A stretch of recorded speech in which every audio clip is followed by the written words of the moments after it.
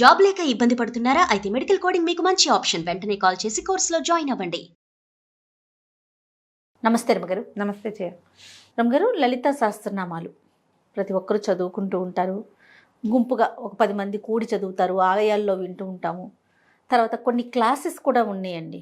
ఎలా చదువుకోవాలి, ఎక్కడ ఒత్తు పెట్టాలి, ఎక్కడ పెట్టకూడదు, చదివే విధానం నేర్పించడం. అది ఆధ్యాత్మికంగా కావచ్చు, నేర్చుకోవాలన్న తపంతో నేర్చుకునే వాళ్ళని కూడా చూస్తూ ఉంటాం. ఎంత నేర్చుకున్నా కూడా కొన్ని సందర్భాల్లో కొన్ని తప్పులు అనేవి కనిపిస్తూ ఉంటాయి. మీకు కూడా క్లాసెస్ ఉన్నట్లున్నాయి కదా రమగారు? ఉన్నాయి. కరెక్ట్ చేస్తారా, లేకపోతే ఏం చేస్తారు మీరు మీ క్లాస్లో? కరెక్ట్ చేస్తాము, సరిగా చెప్తాము. మీరు చదివి వాళ్ళకి వినిపిస్తారా? ఒక శ్లోకం చదివి శ్లోకం యథాతథంగా వాళ్ళతో 2 సార్లు చెప్పించి ఎక్కడెక్కడ తప్పులమ్మా అక్కడ థా రాకూడదు, ధా రావాలి, ధా రాకూడదు, ఫా ఇలా చెప్పాలి. విసర్గ పక్కన పా ఉంటే ఇలా పలకాలి, కా ఉంటే ఇలా పలకాలి, అలా అనకూడదు. ఇది మొత్తాన్ని కలిపి పలకాలి, విరవకూడదు. ఇది మొత్తం ఒకే నామం. ఇలాంటి క్లారిటీ. ఓకే, దాని భావం కూడా మాట్లాడుకుంటారండి? భావాలు సాధారణంగా అంటే పెద్ద క్లాస్గా కాదు కానీ ఇంచుమించుగా కొంత పట్టుకు చాలా అంతరార్థం ఉందనుకో, దాని బ్రీఫ్గా ఒక వాక్యంలో కొంచెం సులువుగా సౌందర్య వర్ణన అది అనుకో, అమ్మవారిని వర్ణిస్తారు. ఆమె ఇలా ఉంది, ఇలా ఉంది, నామాలు ఉంటాయి కదా కొన్ని, వాటిని బట్టి అమ్మవారిని వర్ణించే నామాలు వాటిలలో అవి అర్థం చెప్పేస్తాం. అలా వెళ్తుంది పాఠం. ఓకే, ప్రతిరోజు ఉంటుందా రమ్మగారు మీరు? వారానికి 2 పాఠాలు చేయం. ఎంతమంది ఉంటారు? ఉన్నారు చాలా మంది. కానీ ఎంత అన్యాయం రమ్మగారు ఇది. మిమ్మల్ని ఎన్ని రోజుల నుంచి అడుగుతున్నాను నేను. మాకు లలిత, అందుకని ఇంత డీటెయిల్గా అడుగుతున్నాను అసలు మీరు ఏం చేస్తున్నారని. లలిత 1 విష్ణు సహస్రనామాలు. అసలు విష్ణు సహస్రనామాలు అయితే నేను అడిగి 2 సార్లు ఎవరైనా అడుగుతారా మిమ్మల్ని? లలిత కూడా రమ్మగారు. ఈసారి మాత్రం నేను ఊరుకునేది లేదు, కెమెరా ముందు అడుగుతున్నాను. డెఫినెట్గా మాకు లలిత మీరు చెప్పాలి. ఒక శ్లోకం చెప్పి దానికి అర్థం దానికి అర్థం కావాలి. అది కావాలి.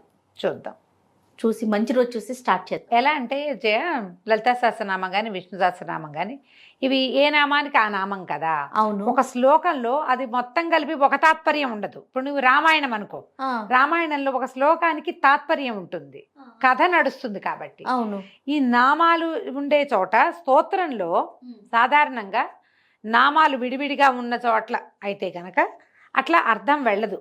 ప్రతి నామానికి ఒక అర్థం ఉంటుంది. ఒక శ్లోకంలో 6 నామాలు ఉన్నవి ఉంటాయి, 3 నామాలు ఉంటాయి, 2 నామాలు ఉన్నవి కూడా ఉంటాయి. అవును. వీటికి అంతరార్థము తాత్పర్యము చెప్పడం కష్టము. ఇప్పుడు ఇండివిజువల్ పాఠం ఇంటర్లింక్ ఉంటాయా? ఇంటర్లింక్ ఉండవంట. ఇంటర్లింక్ ఉంటే చెప్పడం సులువు. రామాయణం, భారతం, భాగవతం శ్లోకం చదివి తాత్పర్యము ప్రతిపదార్థం చెప్పుకోవచ్చు. నామాలతో శ్లోకం ఏర్పడిన ఉన్నాయి కదా, లలితా సహస్రనామం, విష్ణు సహస్రనామం, లక్ష్మీ అష్టోత్తరము, వీటికి అలా అర్థం చెప్పడం కష్టం. ఎక్కడైనా మన ప్రవచనాలు అవి చెప్పేటప్పుడు గురుగారులు అంతా చెప్తారు కానీ నేను నామంగా వెళ్తాను. కానీ పాఠం చెప్పటం వేరు, వీడియో చేయటం వేరు, పరిధి ఉండదు. మనం ఇంత ఫ్రేమ్ ఉండాలి కదా. మనకు 10 నిమిషాలు, 8 నిమిషాలు వీడియో, 14 నిమిషాలు అనుకో, ఆ ఫ్రేమ్లో కుదరదు. మనం ఎలాబరేట్గా చెప్పేటప్పుడు, పాఠం చెప్పేటప్పుడే ఇది కుదురుతుంది. అందుకని దాని జోలికి వెళ్ళదు. ఇప్పుడు సౌందర్యలహరి అనుకో, నువ్వు అడిగినట్టు, సౌందర్యలహరిలో ఒక శ్లోకము ముక్తకాలు, ఏ శ్లోకానికి ఆ శ్లోకం ఉన్నప్పటికీ శ్లోకంగా మొత్తం కలిపి ఒక తాత్పర్యం వస్తుంది.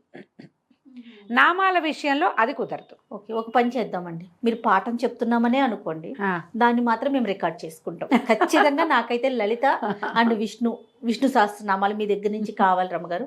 భగవదేచ్ఛమ్మ, భగవంతుడు ఎప్పుడు అమ్మవారు కరుణిస్తే అప్పుడు. సంస్కృతం చదువుకున్నారు మీరు. మీలాంటి వారి దగ్గర నుంచి వింటే ఒత్తులు, పొల్లులు, తప్పులు లేకుండా ఆ భావం అనేది కరెక్ట్గా, ఆ పదాన్ని కరెక్ట్గా పలకటానికి ఒక అవకాశం ఉంటుందండి. ప్లస్ పర్మనెంట్గా ఉండిపోయేవి కదా రమ్మగారు.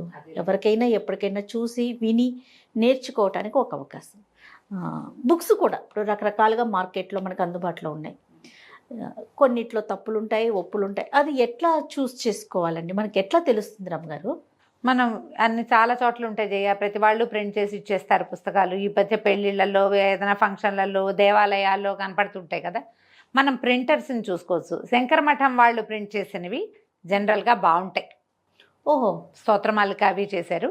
వాళ్ళ దగ్గర అక్షరాల తప్పులు ఉండవు, దోషాలు లేకుండా ఉంటాయి. అయితే ఇటీవల నేను ఇంకొకరిని కలిసాను, శ్రీరామ్ సమృద్ధి అని ఒక గ్రూపు. వీళ్ళు శ్రీరామ్ సమృద్ధి దాంట్లో మనకి వెబ్సైట్లో కనపడుతుంది క్లియర్గా.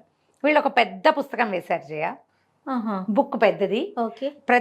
ప్రతి నామము వివరంగా అందులో ఎన్ని అక్షరాలు ఉన్నాయి, అక్షరాలు విడివిడిగా రాసి ఈ నామానికి ఇన్ని అక్షరాలు అని క్లియర్గా రాసి పెట్టారు. ఓకే. బుక్ చాలా బాగుంది, నీకు చూపిస్తాను నేను. ఇదిగోండి అబ్బా జేజీ ఎంత బాగుంది తల్లి కదా. అయితే ఈ బుక్ చూసినప్పుడు నాకు ఇది నచ్చింది, చాలా బాగుంది. ఎవరైనా మీకు ఆసక్తిగా ఉన్నవాళ్ళు శ్రీరామ్ సమృద్ధి అని మీరు వెబ్సైట్ కనుక వెతికితే ఆన్లైన్ దొరుకుతుంది. వీళ్ళు ఇన్స్టాలో కూడా కనిపిస్తారు. ఎలా రాశారంటే చూద్దాం. ఒక మాదిరిగా చిన్నగా పెద్ద అర్థంగా రాయలేదు, కానీ ఎలా చదవాలో అందరూ జనరల్గా అంటున్న తప్పులు ఎలా అనకూడదు అనే ఒక వివరం కూడా రాశారు. ప్రతిదానికి ఇచ్చారా? ప్రతి శ్లోకానికి. ఇప్పుడు నీకు ఇట్లా చూపిస్తాను చూడు, క్లియర్ శ్లోకము కదా ఇప్పుడు కనిపిస్తుంది. ఈ శ్లోకం రాశారు. భవానీ భావన గమ్య భవారణ్య కుఠారిక భద్రప్రియ భద్రమూర్తిర్భక్త సౌభాగ్యదాయిని. ఈ శ్లోకం దీంట్లో వీళ్ళు రాశారు మొత్తం నామాలు 6. ఈ నామం పఠించేటప్పుడు భద్రమూర్తిర్ భక్త సౌభాగ్యదాయిని అని చదువుకోవాలి. నామం విడదీసి చదువుకోవాలనుకుంటే భద్రమూర్తి భక్త సౌభాగ్యదాయిని అని చదవాలి. ఎలా చదవాలో రాశారు. సూపర్. అలా కాకుండా భద్రమూర్తిర్ భక్త సౌభాగ్యదాయిని అని చేయకూడదు, మూర్తిర్ అనాలి, మూర్తి భక్త అనాలి. ఇలా ఎలా అనాలో రాశారనమాట. ఇందులో భవాని 3 అక్షరాల నామం, భావనాగమ్య 5 అక్షరాల నామం, భవారణ్య కుఠారిక 8 అక్షరాల నామం, భద్రప్రియ 4 అక్షరాల నామం, భద్రమూర్తి 4 అక్షరాలు, భక్త సౌభాగ్యదాయిని 8 అక్షరాలు, భవాని. వీటిని ఎట్లా చదువుకోవాలి మనం? ఒకవేళ కనుక హోమం ఇది చేసుకుంటున్నాం అనుకో, అర్చన చేస్తాం, ఒక్కొక్క నామము చదివి చేస్తాం కదా. సహస్రనామార్చన చేసేటప్పుడు ఒక్కో నామము చదువుతూ పువ్వులు వేస్తారు. అప్పుడు శ్రీ భవాన్యై నమః, శ్రీ భావనాగమ్యాయై నమః, శ్రీ భవారణ్య కుఠారికాయై నమః, శ్రీ భద్రప్రియాయై నమః, శ్రీ భద్రమూర్తియై నమః, తర్వాత శ్రీ భక్త సౌభాగ్యదాయిన్యై నమః. ఎలా నామాన్ని విడిగా చెప్పుకునేటప్పుడు నామానికి విడిగా అర్చన చేస్తే ఎలా చేయాలో కూడా రాశారు. ఇంత క్లారిటీ ఉంది కాబట్టి చాలా బాగుంది. ఈ పుస్తకం పేరు ఇది వివరం చెప్తే ఎవరైనా ఆసక్తి కలిగిన వాళ్ళు తీసుకుంటారని ఇది చెప్పదలుచుకున్నాను నేను. చాలా బాగుంది. ఇది బాగుంది, నాకు ఇది బాగా నచ్చింది. మొత్తం చివరి దాకా కూడా అన్నీ ఇలాగే ప్రతి శ్లోకానికి రాశారు. ప్రతి శ్లోకం ప్రతి నామము విడదీసి రాశారు. ఇది ఒక పాయింట్. వీళ్ళది ఇంకొక 2వ ప్రయత్నం ఒకటి ఉంది. ఇది 2వ బుక్. ఇదేమో మనం చదువుకునే ప్రాక్టీస్, ఇది రాత ప్రాక్టీస్. ఇది చూడు. అబ్బా బాగుంది రమ్మగారు. బాగుంది కదా, ఇంట్రెస్టింగ్ గా. వీళ్ళు ఏం చేశారంటే ప్రతి శ్లోకము పైన రాసి అందులో ఉన్న ప్రతి అక్షరాన్ని కింద విడదీసి రాసి ఆ కింద అది మీరు రాయటానికి వీలుగా రాస్తే బాగా తొందరగా వస్తుంది కదా. రాస్తూ నేర్చుకోదలుచుకున్న వాళ్ళకి ఉపయోగపడేటట్టుగా ఈ పుస్తకం రాశారు. రాత పుస్తకమే ఇది. దీని పేరే అది. ఏం రాశారు? సహస్రనామ లలితా సహస్రనామ లేఖన పుస్తకం శ్రీరామ్ సమృద్ధి. ఇది వీళ్ళ పేరు. మీరు ఇది ఆన్లైన్లో ఈ పేరు కొడితే వచ్చేస్తుంది. ఈ 2 పుస్తకాలు బాగున్నాయి. మీకు రాతొద్దనుకుంటే చదువుకోవడానికి కొనుక్కోవచ్చు చక్కగా. ఎవరికైనా గిఫ్ట్ ఇవ్వడానికి బాగా పనికొస్తుంది. అవును రమ్మగారు. గిఫ్ట్లు వద్దు, మీకే కావాలి. పుస్తకం ఒకటి స్పష్టంగా అయిన అక్షరాలతోటి క్లియర్గా ఉంటుంది కాబట్టి చదువుకోవచ్చు. అమ్మ ఇది దొరికితే చదివేసుకుందామని అనిపిస్తుంది. మీకు ఆల్రెడీ బాగా వచ్చి ఉండి ఎక్కడెక్కడో చిన్న చిన్న మిస్టేక్స్ చేస్తున్నామని చిన్నప్పటి నుంచి చదివేవాళ్ళు నాలాంటి వాళ్ళు కూడా దీన్ని ఫాలో అవ్వచ్చు. ఆ చిన్న మిస్టేక్స్ కూడా, ఆ చిన్న తప్పులు వాచాదోషాలు కూడా పడకుండా ఉండడానికి ఈ పుస్తకాన్ని వాడుకోవచ్చు. కొత్తగా చదువుకునే వాళ్ళు ఎవరైనా నాలంటే ఒక టీచర్, నేనే కాదు ఎవరు దొరికినా కూడా వారి దగ్గర చదువుకునేటప్పుడు దీన్ని ఫాలో అయితే మీకు ఆ చిన్న చిన్నవి లేకుండా ఉంటాయి. అండ్ మోర్ ఓవర్ ఇంకొకటి చెప్తా జయ, మీకు ఆన్లైన్ నేర్పిస్తున్నారు చాలామంది. ఇందులో తమిళియన్స్, మలయాళీసు, కన్నడిగులు చెప్పే పాఠాన్ని కనుక తీసుకుంటే, మీకు వివరం చెప్తున్నాను నేను, వారిని విమర్శించడం నా ఉద్దేశం కాదు.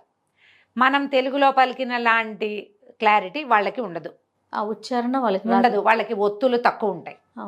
కొంచెం కొంచెం మలయాళీస్ పర్వాలా బాగుంటుంది వాళ్ళది, కానీ ఒత్తుల్లో చిన్న చిన్న డిఫరెన్సెస్ వస్తాయి. అదొకటి చూసుకోండి. తర్వాత దీన్ని సంస్కృతం రాని వాళ్ళు ఆల్రెడీ ఇలాగే నాలాగా ఎవరి దగ్గర నేర్చుకుని మీకు చెప్తామంటే తీసుకోవద్దు. నేను ఆ గురువు గారిని ఫాలో అవుతున్నా, ఈ గురువు గారిని ఫాలో అవుతున్నా, వాళ్ళు చెప్పింది చేస్తున్నామని చకచకా చదివేసి ఇంతే అంటే తప్పు. అలా చేయకూడదు. నేను ఒక వీడియో చూశాను జయ, రక్తోత్పలం బిభ్రతి, అమ్మవారు రక్తోత్పలాన్ని పట్టుకుంటుంది. రక్తోత్పలం అంటే ఎర్రని కలువ పువ్వు, ఉమ్, నీలోత్పలం ఉంది కదా, అవును. అలాగే అలానే రక్తోత్పలం, రక్త తల్పం అని చదువుతున్నారు వాళ్ళు. అబ్బా, రక్త తల్పం అంటే ఏంటి? ఎర్రని మంచు. పక్క. తల్పం అంటే రక్తం అంటే ఎరుపనే కాదు, నెత్తురు అని కూడా అర్థం. ఎర్రటి పక్కే కాదు, నెత్తుటి పక్క అని కూడా అర్థం వస్తుంది. మీకు తెలియనప్పుడు ఆ గురుగారిని ఫాలో అవుతున్నాను, గురుగారి పేరు చెప్పి మీరు తప్పించుకుందామని అనుకోవద్దు. తప్పులు చెప్పకండి. అది మీకు ఏదో మీకే ఇబ్బంది కదా. ఏదో చెప్పేసేయాలని ఎందుకు? మీకు చేత వచ్చిందే చేయొచ్చు కదా, ఎందుకు పెద్ద చెప్పుల్లో కాళ్ళు పెట్టాలి కదా. మన చెప్పులకి మనం అక్కడి నుంచి మాట్లాడేటప్పుడు ఒత్తులు అలవాటుగా పలికే వాళ్ళ విధానం వేరేగా ఉంటుంది, కావాలని పలికేవారు వాళ్ళ విధానం వేరుంటుంది. అక్కర్లేకుండా ప్రతి చోట బాగా ఒత్తి చెప్పడం తప్పు. ఇప్పుడు ఆ విధంగా అనకూడదు, థా అని పడేయకూడదు. విధంగా అంటే విధమే అనాలి, విధా అనకూడదు. నువ్వు అక్షరం ఎక్కువ పెట్టినట్టు. నువ్వు ఎక్కువ చెప్పినా తప్పే, అనకపోయినా తప్పే. ఎంత అనాలో అంతే అనాలి. ఆ అంత అనడాన్ని మీరు నేర్చుకోవాలి. నేర్చుకున్నాక ఎవరికైనా చెప్పడానికి ప్రయత్నం చేయాలి. మీరు విని నాకు వచ్చు అని అనుకోవద్దు, చదివి నాకు వచ్చేసింది అనుకోవద్దు. చెప్పుకోండి, ఎవరి దగ్గరైనా నేర్చుకోండి. నేర్చుకున్నాక మీరు చెప్పచ్చు. బేసిక్ సంస్కృతం రావలేను, ఇది బేసిక్ రూల్. అప్పుడే పట్టు మీరు సరిగ్గా చెప్పగలుగుతారమ్మా. మీరు అంటున్న దాంట్లో తాతాలలో డిఫరెన్స్ ఉంది. ఉన్నప్పుడు దాన్ని తెలుసుకోవాలి కదా, మీకు అర్థమైతే కదా. ఇప్పుడు నేను మిమ్మల్ని ఎవరినైనా తక్కువ చేయటమో చిన్నపుచ్చటమో నా ఉద్దేశం సుతరాము కాదమ్మా. ఎందుకు ఇలాంటి పొరపాట్లు చేయాలి మనం? అదే కదా భగవంతుడితోటి వ్యవహారం కదా. మరి అమ్మతోటి ఎలా పలికినా భక్తులు పిలిస్తే కన్నప్పకి పలకలేదా మాకు పలుకుతుంది లాంటి పిచ్చి మాటలు మాట్లాడకండి. కన్నప్ప ఆటవికుడు, బోయవాడు, ఆయన భక్తి అది. మనం అది కాదు కదా. మనం చదువుకున్నాం, మనకు తెలుసు. బాగా చెప్పారు. మనకు తెలుసు కదా. మనకు తెలిసినప్పుడు ఏం చేయాలి? బాగా తెలుసుకుని చెప్పాలి. ఏదైనా పుస్తకాలు తీసుకునేటప్పుడు కూడా ఎవరైనా మీ గురుగారి దగ్గర పాఠం చెప్పుకునేటప్పుడు కరెక్షన్స్ చేసుకోండి. ఎవరో మాస్టర్ చెప్తారు, నేర్చుకుంటూ ఉంటారు. మీ బుక్లో ఆ కరెక్షన్ రాసి పెట్టుకుని ప్రొనౌన్సియేషన్లో ఉన్న చిన్న చిన్న డిఫరెన్సెస్ పోగొట్టుకుంటే అమ్మ మీరు ప్రధానంగా ఒకటి అర్థం చేసుకోండి, మనం అమ్మని ఎలా పిలిచినా పలుకుతుంది, అందులో సందేహం లేదు. ఎలా పిలిచినా ఏ బిడ్డకైనా ప్రతి వాళ్ళు అమ్మ తాలూకు బిడ్డలమే. మనం లలితా సహస్రనామం లాంటి పెద్ద వ్యవహారం తీసుకుంటున్నప్పుడు అందులో చెప్పినటువంటి అక్షరాల ఏ అక్షరాల కలయిక అయితే చెప్పబడిందో దాన్ని అలాగే సరిగ్గా గనక పలికితే ఆ అక్షరాల లోపల ఉన్నటువంటి వాగ్దేవతల యొక్క శక్తి రిలీజ్ అవుతుంది, పాజిటివ్ ఎనర్జీ బయటకు వస్తుంది. అమ్మని పిలవటంతో పాటు ఆమె ఎనర్జీని కూడా మనం పొందాలి. అంతే కదా. ఆ ఎనర్జీని పొందాలి అంటే అక్షర దేవతని ఉపాసన చేయాలి. ఆ ఉపాసించడం అంటే ఏమిటి? ఏదో పూజ చేయమని కాదు, అది ఎలా ఉందో అలా పలుకు, అక్కడ ఏం చెప్పబడిందో అదంటమే ఉపాసనమ్మా, అంతే. అది అలాగే అనాలంటే మీకు ఇంకొకరి సహాయం కావాలి. సరైన సహాయం తీసుకోండి. ఆన్లైన్లో పాఠం చెప్పేవాళ్ళు ఉంటారు, పాఠం వారితో చెప్పుకోండి. రికార్డెడ్ పాఠం కంటే కూడా నేనైతే డైరెక్ట్గా వారితోటి ఇంటరాక్ట్ అయ్యి చేసుకుంటే బాగుంటుందని నమ్ముతాను. ఎందుకంటే ఇప్పుడు నేను చెప్పాను, నువ్వు నా ఎదురుగుండా కూర్చున్నావు, జూమ్లోనే కూర్చున్నావు, నువ్వు వాట్సాప్ కాల్లో ఉన్నావు, జూమ్ కాల్లో ఉంటావు, ఇంకా ఉన్నాయి కదా బోల్డ్ అని ఆన్లైన్ పాఠాలకి అవకాశం. నువ్వు పలికింది నాకు వినపడితే అమ్మా అట్లా కాదు ఇట్లా అని నేను చెప్తా కదా. నేను ఒకటి చెప్పి నువ్వు ఇంకొకటి నేర్చుకుని ఎందుకు అది పోని ఇందులో ఈ చెప్పే వాళ్ళందరికీ బాగా వచ్చా అంటే ఏమో అది కూడా డౌటే. పాఠం చెప్పే వాళ్ళది ఏంటి, వాళ్ళ స్టేటస్ ఏంటి, వాళ్ళు ఏం తెలుసుకుని చెప్తున్నారో కూడా కనుక్కోండి. అయితే రమ్మగారు, ఇప్పుడు కొత్తగా నేర్చుకోవాలనుకుంటున్నాము, మీరు ఒక పుస్తకాన్ని సజెస్ట్ చేశారు, లేదా కొంతమంది గురువుల పేర్లు గురువుల ద్వారా నేర్చుకోమంటున్నారు. రెండు ఫాలో అవ్వాలా? కొత్తగా నేర్చుకునేవారు ఒకటి చాలంటారా? మీకు తెలుగు సంస్కృతం మీద కొంచెం అవగాహన ఉంటే, చిన్నప్పుడు అంతా బాగా వింటూనే ఉన్నాం, నేనే బాగా నేర్చుకోలేదు, మా ఇంట్లో ఉండేది అనుకున్న వాళ్ళు పుస్తకం ఫాలో అవ్వచ్చు. 90% బాగానే వస్తుంది. ఆ 10% కరెక్షన్స్ మెల్లిగా చేసుకోవచ్చు. అలా లేదు నాకేం పెద్దగా రాదు, ఎవరైనా చెప్పాలి అంటే కనుక ఈ పుస్తకం ఫాలో అయినా నేను చేయలేనేమో అని డౌట్ ఉంటే మీరు ఎవరినైనా టీచర్ని తీసుకోండి. ఇప్పుడు బోలెడన్న అవకాశాలు ఉన్నాయమ్మా. జస్ట్ అది మీరు తీసుకుంటున్న అవకాశం ఏమిటో దాని మీద కొంచెం ఆలోచించి తీసుకోండి, అంతే. ఈ శ్రీరామ్ సమృద్ధి పుస్తకం అయితే మాత్రం ఎక్సలెంట్గా ఉంది. నాకు అది రాయటం అక్కర్లా, ఊరికే ఆ పుస్తకం చూస్తే రాయి బుద్ధి అవుతుంది అదే సరదాగా. అదే అదే ఆ. అందుకని రేపటి నుంచి మొదలుపెట్టి నేను కూడా పౌర్ణమి నాడు మొదలుపెట్టి రాద్దాము. ఓ అందుకని తీసుకున్నారా? అంటే తను పంపించారు వాళ్ళు, అవునులే. వాళ్ళు పంపారు చూడండి అని. బాగుంది. అంతేగా. అంతేగాని ఏదో ఒక పబ్లిషర్స్ ని మనము ప్రమోట్ చేయటం కాదండి ఈ వీడియో ద్వారా. సుతరాము కాదు, అస్సలు అలాంటిది కాదు. ఇది బాగుంది. నన్ను అడుగుతూనే ఉంటారు ఏం ఏం చదువు, ఏ పుస్తకం మీరు ఏది ఫాలో అవుతున్నారని. నిన్న కూడా 3-4 ప్రశ్నలు ఉన్నాయి ఇన్స్టాలో, మీరు ఏది ఫాలో అవుతారో చెప్పండి అని. ముఖతహా చెప్తే అందరికీ ఉపయోగపడుతుందమ్మా, వారిని ప్రమోట్ చేసే ఉద్దేశం కాదు, మీకు ఉపయోగపడితే ఉద్దేశంతో చెప్తున్నాను. తప్పకుండా రమ్మ గారు. నమస్తే. నమస్తే జయ.